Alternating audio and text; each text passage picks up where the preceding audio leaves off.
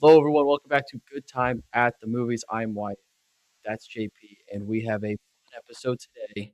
We're talking about two movies, three M's, Michael and Mother Mary. Two wildly different, I would say, just audiences made for this movie. I don't know what the audience for Mother Mary is, but in terms of um, online Yeah. traction that it's gaining, Michael is at a different level than a movie like Mother Mary, but we're going to talk about them both. You just got out of Mother Mary. Your one Yeah. word review of your experience was I asked if you had fun and you said no. So we're going to talk Yeah. about that. That's the teaser. We'll get into that in a little bit. Michael has been running my online I thing. will Go say, ahead. whatever happened in my theater, the people in it was more interesting than the movie I watched. That's always good. That's always fun. It's always interesting. You kinda sit up and you're like, "What's going on? Can we, Yeah. talk about this?" Yeah. It's a like the theater can be a weird social experiment Yeah. sometimes. If you go late at night, if you go during the day, if you don't go during like evening normal people movie hours, it can get strange. 100% Yeah. with you there. Michael, before I get into my review, so I've seen Michael, you have not. So it's going to be a fun episode where I'm Yeah. reviewing a movie that you haven't seen, then you're going to review a movie that I haven't seen. This is going to be exciting. But Michael online has been a tale of two stories. You have the critics who have not shied away from not liking this movie for a lot of Mhm. reasons. Yeah. And then you have the audience score of course it's going to be 100% on Rotten Tomatoes because it's Michael Jackson and people love Michael Jackson. So that's been the online discourse. I'm excited to talk about this movie, but I guess my question for you is what do you think my review is going to be? Uh, I mean, well, the question is, what'd you think of Bohemian Rhapsody? I think that's the answer. If you think Bohemian Rhapsody is the greatest movie of all time, you're gonna think Michael's the greatest movie of all time. If you're like Bohemian Rhapsody is formulaic, the editing is trash, it's, hollow, the timeline's completely wrong, it's not accurate at all, and it's just made to get Rami Malek an Oscar, and the production was a whole nightmare, so they had to grab people from other movies to come in and save the day. If that's what you think of Bohemian Rhapsody, me, you're probably not gonna like Michael. That's what it is.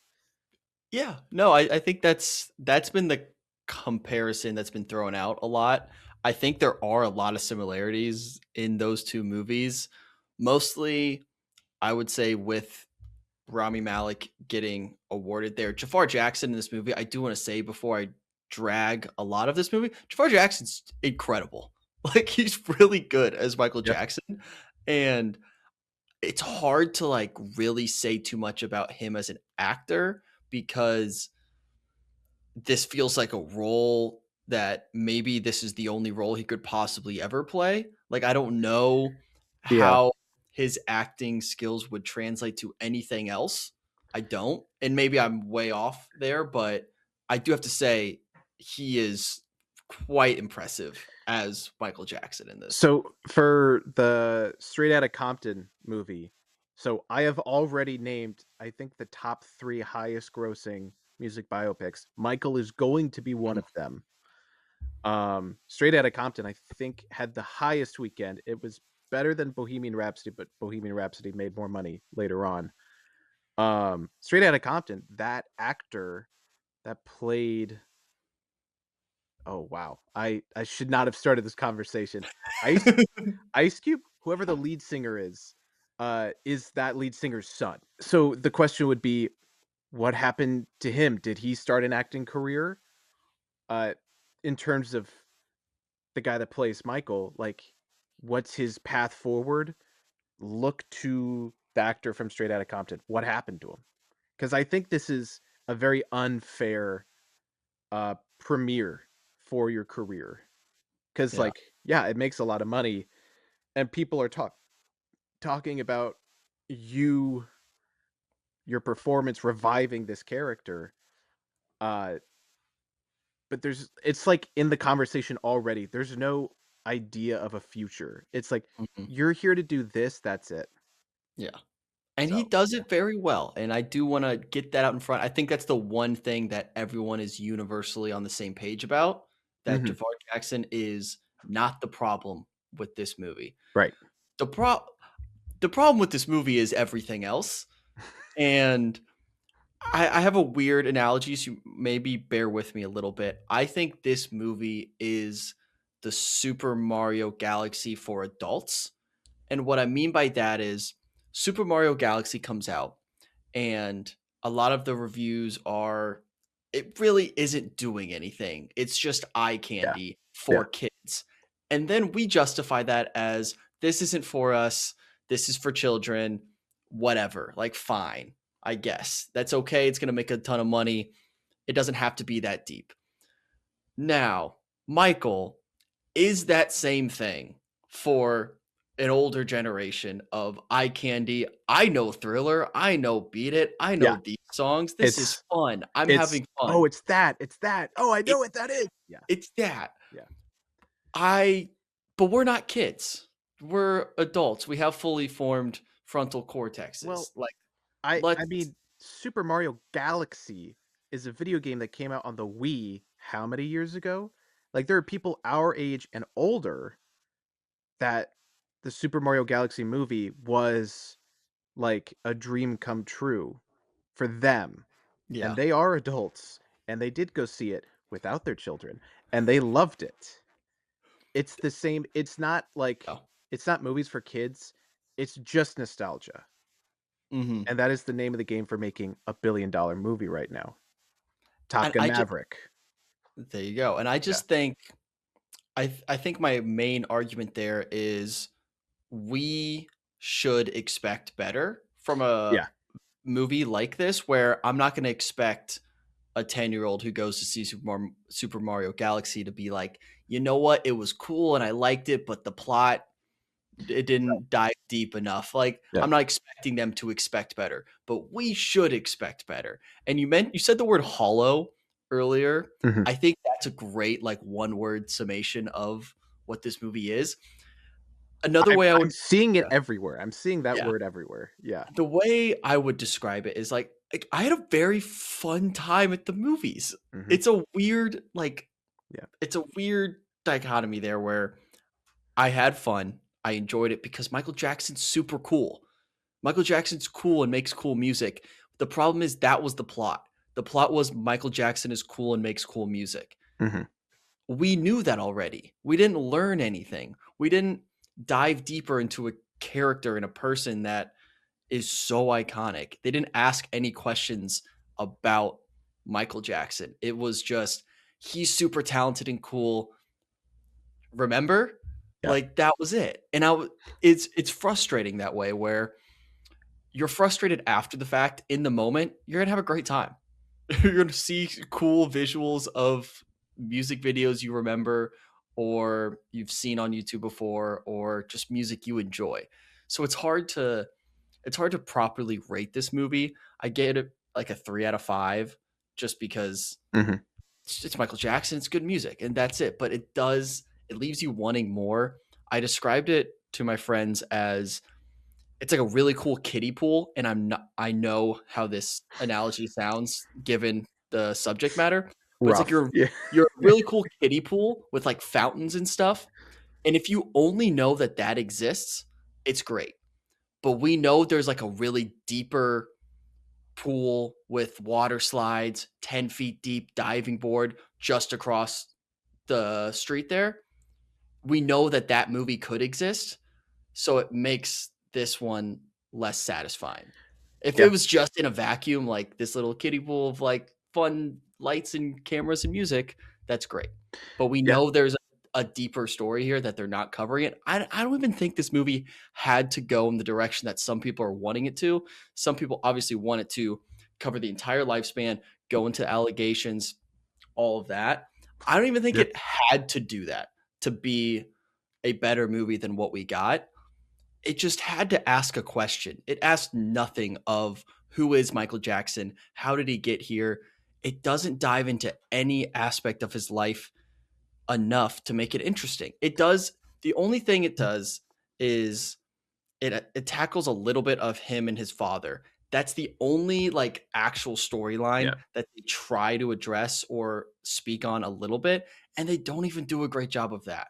Where it's just like there's so much there with this person, it just gave us nothing. It didn't commit to anything. Yeah. Well, I imagine making a movie about Tiger Woods and it's only about golf. It's like, really? Nothing else? Like, not even at one car crash? I don't know.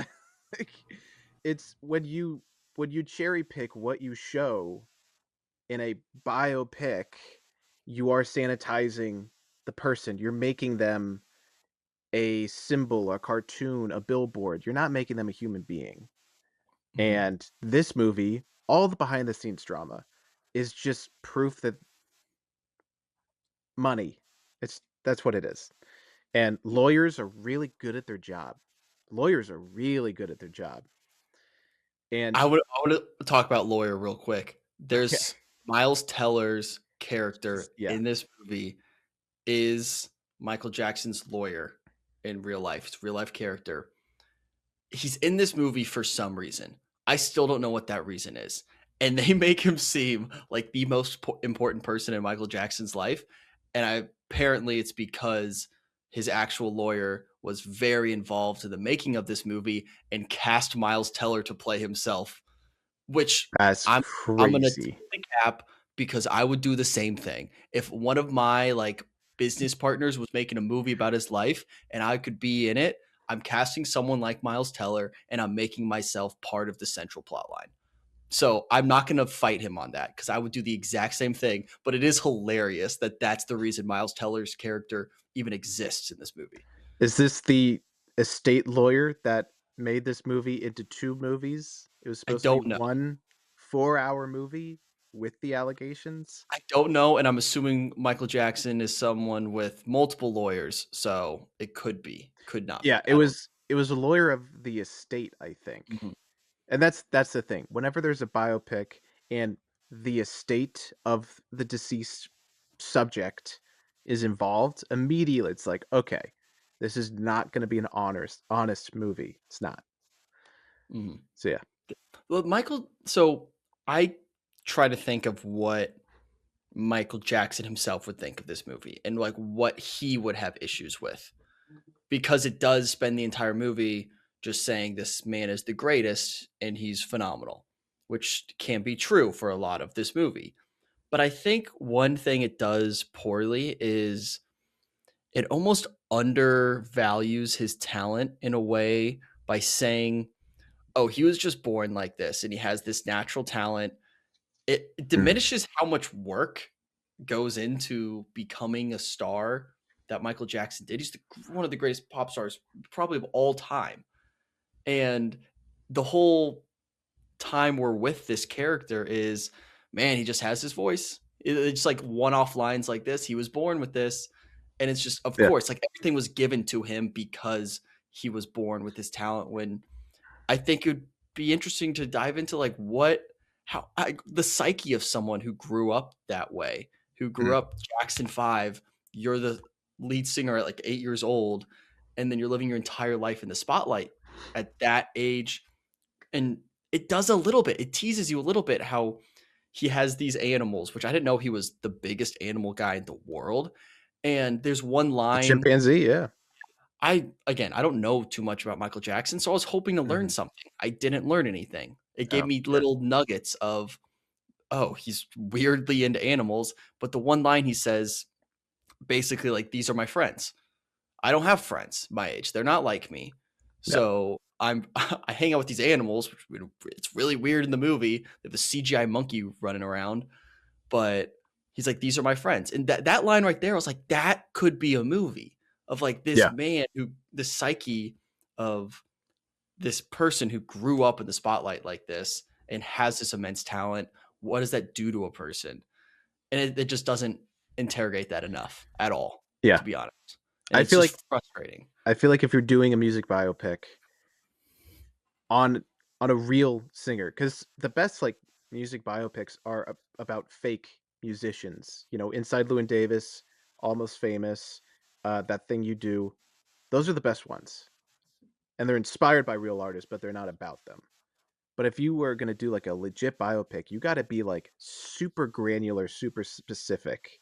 Like, Mhm. Sofia Coppola's Priscilla, which is about Priscilla Presley's relationship with Elvis and how she gets into the relationship and how she gets out.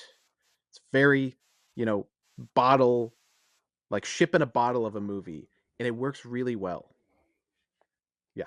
I think I owe an apology to Deliver Me From Nowhere, the Bruce Springsteen movie, because Oh, I didn't even see that one.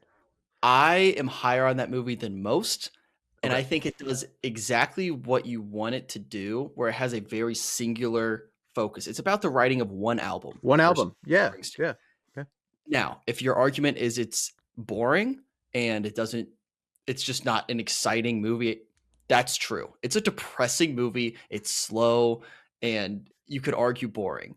I yeah. enjoyed it because I don't know much about Bruce Springsteen. I could see how if someone who's like a fan of Michael Jackson goes in this, loves Michael, someone who's that same type of fan for Bruce Springsteen goes to that movie, they would hate it.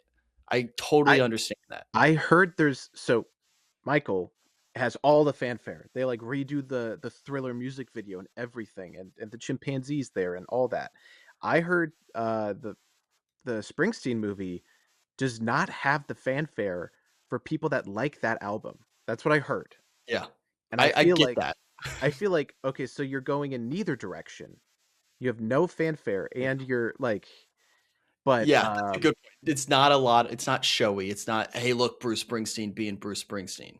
right, but, like, the Bob Dylan movie, A Complete Unknown, it's about Bob Dylan going electric, and that's, like if you watch, like, the Johnny Cash movie or any other music biopic at that time, they're like, "Bob Dylan went electric, oh my gosh." So then this movie's Mhm. like, "We're doing that." It's like, "Oh, okay." Yeah. That does feel like a happy medium, like, that's the spectrum. I'm not saying, I'd say I would Complete Unknown's perfect, but I think it's kind of in the middle of Happy Medium, I think is a great, uh, explanation of that movie.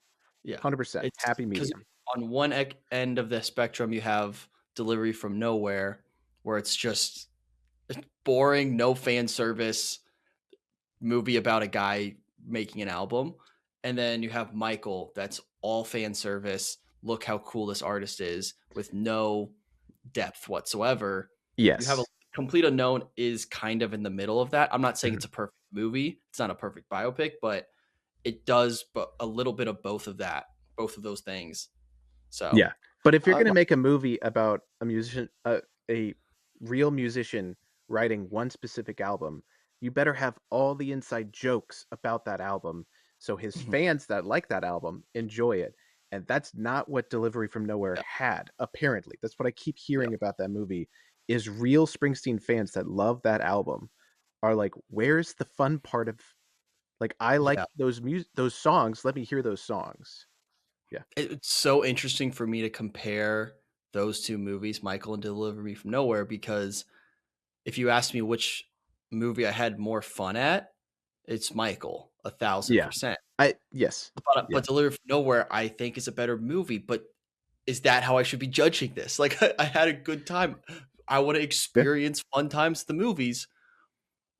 I guess that I would give the edge to Michael there, even though it's not a good movie. It's a weird thing to, like, Yeah. who am I to say, like, it feels pretentious to say, "I had a lot of fun, but it's a bad movie." It does, and, like, I struggle with that. It's the conversation of art versus entertainment. I mean, when Yeah. I was a kid, one of my favorite movies was, The Lone Ranger, the horrible Disney flop, the last great Gore Verbinski movie. It's like 2.5 hours, and it literally is Gore Verbinski stealing the best scenes from any Sergio Leone or John Ford Western, like 20, 30, 50 years before he even started making movies. He steals all these scenes and puts it into this big, bloated movie with two of the most controversial actors alive right now, Johnny Depp and Armie Hammer. Like, it is a forbidden movie. But as a kid, that was like my first real Western I had seen. It is so fun. That movie's amazing because it's Pirates of the Caribbean, but instead of on a ship, you're on a horse with like your 6 shooters. Pew pew. Like it's really fun. And then you watch other Western movies and you hear about the Johnny Depp stuff and you hear about the Army Hammer stuff. And it's like, oh, I shouldn't watch this movie. Yeah. And so you watch Rango instead. Yeah. But yeah, it's I fun. I It's entertainment versus art. Yeah. I want to find a group to put those movies in because like you have the Venn diagram of Mhm. Michael's kind of in the middle of I had fun. I don't think it's a good movie. I like to think of them as sphere movies where I would really enjoy seeing this in the Las Vegas Sphere. Oh, I would okay. love seeing this Yeah. movie there. I'd have so much fun seeing it because you're not there for the emotional depth. You're there for No. the theatrics. You're there for Yes. the glitz and glamour. I would love to see I would pay a lot of money to see this movie in Yeah. Vegas But at the Sphere. So, the Avatar movies. yeah, The Avatar movies. It's we it's should a do theme that. park ride. It's a theme Yeah, park ride. we Yeah. should do this in a future episode if we don't have a movie to cover. We should do like a draft of Sphere movies. Like movies that we want adapted Right. to see in Vegas that That'd aren't be good pretty fun. movies that would be more fun to see there. We could That'd be maybe fun. I'd like we'll do that. that in Yeah, a yeah. future episode. That'd be good. Yeah. All right, that's kind of my thoughts on Michael. I didn't do any spoilers really, but there's nothing to spoil in this movie. You know Michael It's Jackson. his life.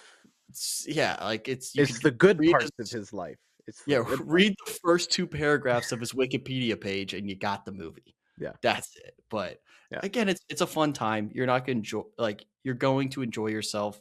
You're not going to hate your time at the theater. So I've told people just go see it. Have fun. Like it's not the end of the world to go enjoy yourself for 2 hours if you got nothing better to do on a As Friday and long as Saturday. they know that it's not his entire life Yeah. story. As long as they That know ending. the Oh, controversy, as long as they know, the accusations in Neverland and yeah. the ending of this movie, I don't know if you want me to tell you. Like the final The shots. the Well, words? yeah. Have you I know the seen it? words. I know. That So second that second movie is not coming out. it It's not. They're gonna sue it to hell. It's gonna get buried in some is it Paramount? No, it's Lionsgate, right? yeah, It's gonna it get lines. buried on some Lionsgate warehouse until Lionsgate gets bought by, I don't know, Disney, Paramount in, like, 20 years, and then they'll just drop it on Disney Plus or Paramount Plus. It's so Yeah. funny. It happened so abruptly. It's so obvious that so much of this movie was cut. So you have a concert scene. I believe it's bad. It's Mhm. Michael in his purest form, and then it just cuts to black. And in Avengers fashion, his story continues. It's like, yeah, we know, we know. There's more. Like Mhm. everyone knows there's more. It It's gets so very complicated.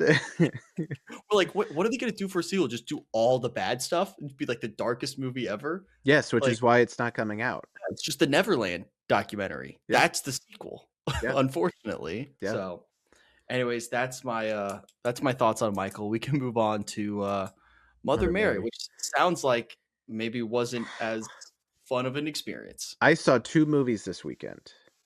I saw Over Your Dead Body, which is the Jason Segel, uh, Samara Weaving, Yeah, we Ready or Not actress. Apparently she's Australian. I didn't know that. Um, I was not feeling that movie at all. It's an action comedy. I'm slowly realizing I do not like action comedies. I okay. thought it was just because of Ryan Reynolds or Dwayne Johnson. Nope, it's just the entire genre. So that was not up my alley. But all the other people I was with seemed to enjoy it. So it's like, oh, okay. This is Okay. just a me thing. Um, even though the movie completely abandons its premise like 30 minutes in. It's like, guys, what are we doing? Whatever. Wait. Before we move, how do you feel about Nice Guys? Oh, I love Nice Guys. Would you put that in action comedy? Well, it's a PI movie. It's a private investigator movie, and it's a period piece, and Okay, it it's has layers that you like outside yes. of. Okay, And also, I mean, in terms of comedy, it is really funny. so funny. It's It's so good. it's like Looney Tunes. Ryan Yeah, Gosling can do Looney he's Tunes. so good. Jason All right. Segel cannot do Looney Tunes, so they're just sitting in a cabin yelling at each other, and I'm kinda like, "Guys, this scene is way too long." And that's every Got scene in that movie. But whatever. I don't wanna bully a movie that probably costs, like, 3,000,000. It's like, I don't wanna do that. Um, Mother Mary, A24 marketing is a bitch, man. I swear. So, everyone at Over Your Dead Body and everyone at Michael, parking lot was full all weekend, which is good. Uh, Everyone having a great time, except me. Um, I go to the theater. There's 2 people in the front row that are talking. There's a couple in the very back row that are talking and making out. There's a librarian behind me. I'm assuming she's a librarian. And then there's a walking, you know, bucket of popcorn in front of me. Like during the Ouija board scene, he went up and got a refill of popcorn. I'm like, dude, the movie finally got good. What are you doing? um, I the first 45 minutes of Mother Mary are absolutely nothing. It's the same scene over and over again, and it keeps going and it doesn't end. I was even like, "This is bad," because it's just so slow. It's a very slow burn. It's the definition of a slow burn, but it doesn't, the burn doesn't like ignite anything. It's just like, shh. What's the premise of Mother Mary? It's a Taylor Swift-esque musician. Uh, Maybe, Taylor Swift in 5, 10 years. And something bad happens at what, like, probably her Eras tour, so she takes a year off, and then she goes to her original dressmaker, her costuming woman, to make her, like, comeback dress. But something else, in between them is tension. And also the poster or all the tagline says, "This is not a ghost story." And it's made by David Lowery, who did, uh a movie called A Ghost Story, and he did The Green Knight.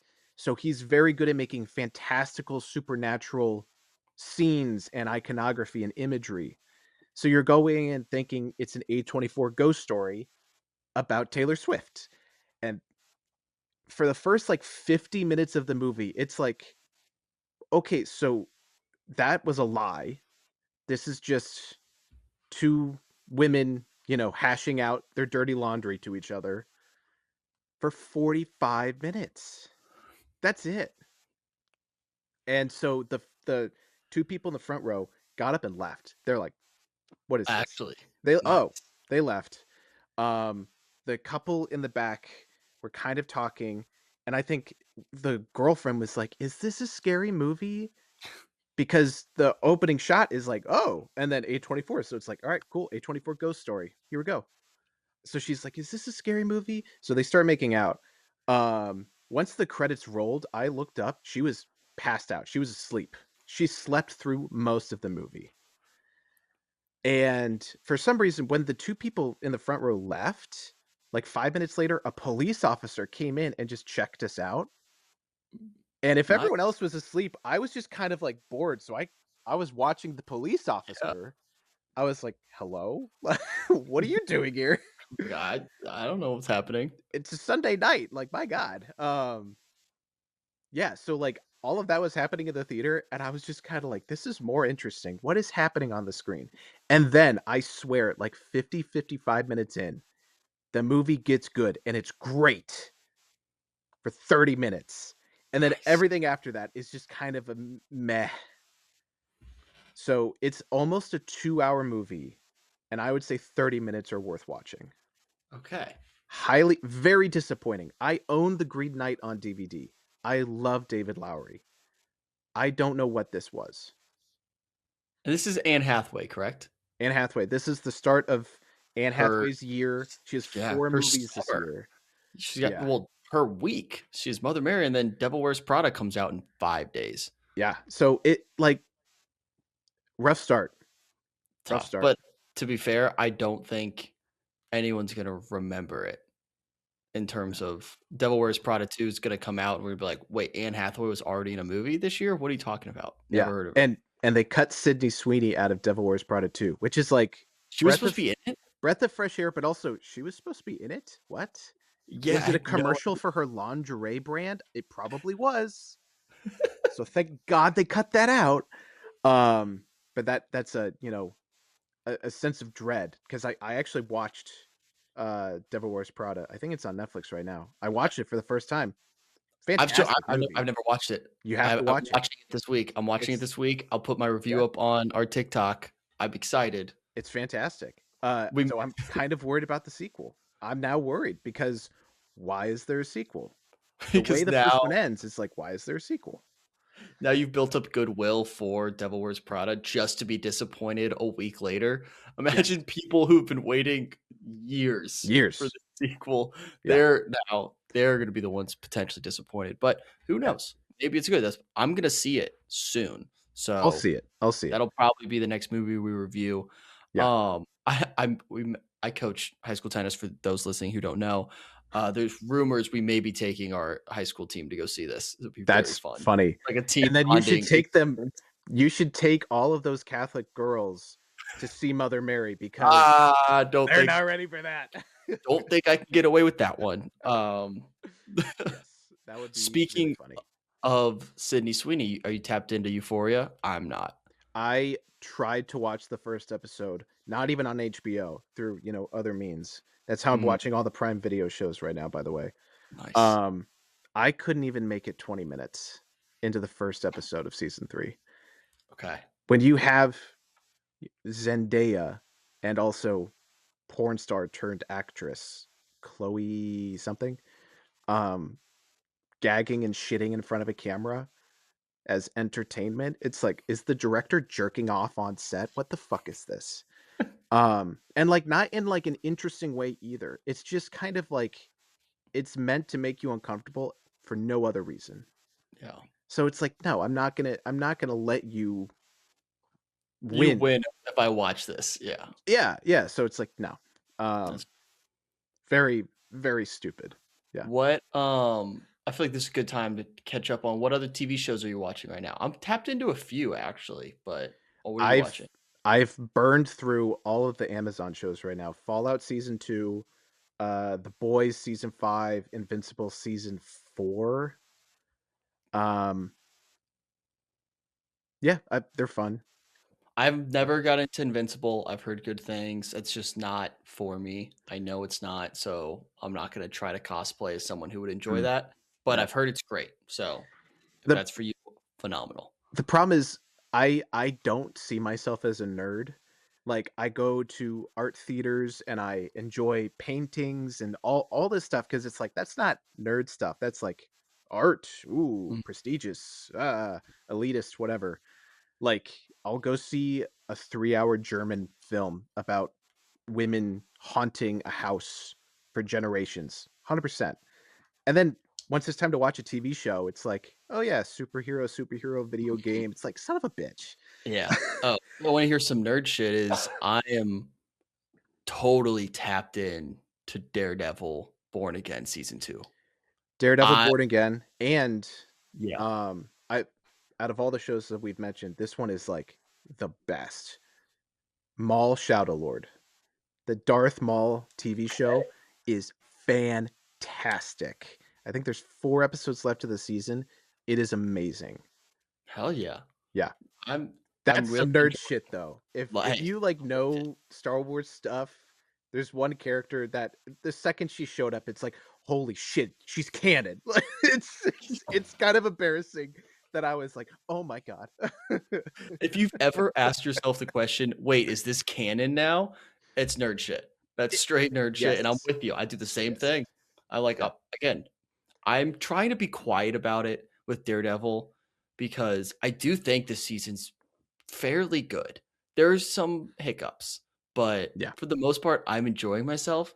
But I'm staying quiet about it because I've just been rubbed the wrong way for years of Marvel television, where there's some good in there. Mhm. There's so much bad that the second you bring up a good Marvel TV show, Yeah. They're like, well, She-Hulk, and then the other ones that we didn't like. So like the people who aren't Yeah. watching it are immediately going to judge it. So I'm like, I I'm just gonna stay quiet about it, enjoy my little bubble. So I'm yeah. okay there. I think the phases of the MCU. I just rewatched Winter Soldier like this week. Wow. I mean, it's still like a superhero show, and it still has some like Marvel Oh, problems. Falcon and the Winter Soldier? No, like the Winter Soldier, the movie. Oh, the movie. Yeah, yeah. And it's like, wow, okay, we had it a lot better than I thought we did. But I think phases movie wise and phases TV show wise, we're only in phase two of like MCU Mhm. TV. Like they changed the logo, Marvel Television or whatever. The second they changed the logo, the shows are way better. Oh my Just god. I'll say it, Agatha all along, decent. good. Ironheart was good. I Oh, stand I by didn't it. watch that. I didn't I know watch Echo either. no one watched It's I don't watch Echo. I didn't watch yeah, Echo. yeah. Ironheart was actually pretty good. Again, it introduced a character that is a pretty big character that I'm like, how is this ever going to It won't. I come already to know who play you're talking here? about. It Can't won't. No, it can't possibly, but no. it was a really good show. I don't want to say really good. I enjoyed watching it. And I'm doing that with Daredevil. I want to give a shout out to some other TV. The last season of Shrinking is very, very Mm, good. Shrinking is a phenomenal TV show. It's it's a guilty pleasure type, like feel good okay. show. Like Yeah. it's Jason Segel being a shrink. Harrison Ford is maybe I giving heard his he's best performance I heard he's really good in it. Yeah. the last 2 decades. He's unbelievable in this show, and Yeah. he's so funny. The whole cast is hilarious. I think the writing's incredible. It's very Ted Lasso-y in its comedic style. I think Mhm. it's the same writer or showrunner. Um, it's very, very good. So, like, if you want something to watch with your parents or just, like, to throw on and feel good about yourself, watch Shrinking. It's worth your time, I can promise you that.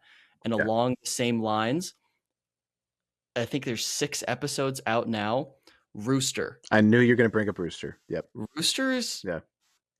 so far so good. Mhm. I'm enjoying it quite a bit, and it's the same type of vibe where you can just feel good about yourself, laugh a little bit. Steve Carell having fun in a role. Yeah. I'm having a very fun time with Rooster, so I highly recommend people check it out if they haven't. Nice. Sweet. All right. Yeah. Anything else you want to get off your chest before we wrap up? We're gonna get Devil's Wears Prada 2 next Yep. week. I think it's already out of wide release, but my favorite movie of the year is Faces of Death. Faces of Death. It is the problem is if I say that and whoever watches this movie, whoever is watching this video is like, "Oh, Faces of Death, I know the original." You might not like it. You might not like the remake. But if you have no idea what I am talking about, That's me. I think it's worth seeing. Based off the title, I feel like it won't be my vibe, but I'm gonna give it a shot because I trust your opinion. Yeah. So, It's Faces I of Death. yes. Where can I watch Well, I don't know. that? It Yeah. was in AMC 2 weeks ago. I think most AMCs have dropped it because it's an IFC, it's an independent film company movie. So the contracts, they're not guaranteed 2 weeks of wide release. So any theater can drop it as soon as they want, which was immediately. So, yeah. Fair enough. Well, to keep you all updated, my favorite movie of the year is still Sentimental Value, and it probably will be for the rest of the year. All So, right. So what's second because that's cheating. That was last year. Bone Temple is Bone Temple is still wow, okay. still there ahead of Project Hail Mary. Project Hail Mary is probably 3. Wow. And if I Okay. include the Noah Khan documentary that I just watched, that might be slightly Sure. above Yeah. Project Hail Mary because that documentary was fantastic, and I know I'm biased because I love Noah Khan and the new album's incredible. Everyone go watch that or go listen to that. Yeah. But this documentary is very well done, and maybe it's just because I love him as a person. That's probably a big reason, but I think the documentary is fantastic. So go check that out as well. Yeah, and we'll see you next week for Devil Wears Prada 2.